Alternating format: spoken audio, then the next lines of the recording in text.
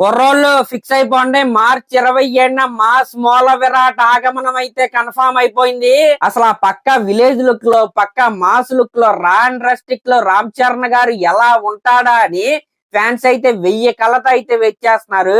వాటన్నిటికీ కూడా మార్చి 27న అయితే బ్రేక్ పడబోతుంది. RC16 సినిమా నుండి ఆ రోజైతే ఒక వీడియో కంటెంట్ అయితే రాబోతుందంట. అది టైటిల్ గ్లిమ్సా లేకపోతే మేకింగ్ వీడియోనా అనేది మనకి రాబోయే రోజుల్లో అఫీషియల్ అప్డేట్ అయితే వస్తది కదా, అక్కడైతే కన్ఫర్మేషన్ అయితే దొరకబోతుంది. మాక్సిమం మార్చి 25న ప్రొడక్షన్ హౌస్ నుంచి అఫీషియల్ గా అప్డేట్ అయితే రాబోతుంది.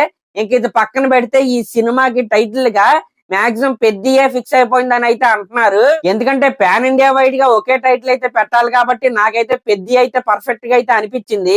అందులోను సినిమాలో మన రామ్ చరణ్ గారు ప్లే చేసే క్యారెక్టర్ పేరు కూడా పెద్దయే కాబట్టి ఇదైతే పర్ఫెక్ట్ గా ఉంటదని నేనైతే అనుకుంటున్నాను. కాబట్టి ఫ్యాన్స్ అయితే రెడీ అయిపోండి. బుచ్చిబాబు చెక్కిన ఒక మాస్ శిల్పాన్ని అయితే మనం అయితే చూడబోతున్నాం. రెడీగా ఉండండి. ఇంక ఇది పక్కన పెడితే మనం మొన్న అయితే మాట్లాడుకున్నాం, మన మెగాస్టార్ చిరంజీవి గారికి బ్రిటన్ ప్రభుత్వం వారు వాళ్ళ పార్లమెంట్ లో లైఫ్ టైమ్ అచీవ్మెంట్ అవార్డు అయితే ఇస్తున్నారని మనం అయితే మాట్లాడుకున్నాం కదా. ఆ అవార్డు ని ఈ రోజునైతే వాళ్ళైతే చిరంజీవి గారికి అయితే అందించారు. నిజంగా ఇదైతే ప్రతి మెగాస్టార్ గారి అభిమానికి అయితే చాలా గర్వంగా ఫీల్ అవుతారని నేనైతే అనుకుంటున్నా.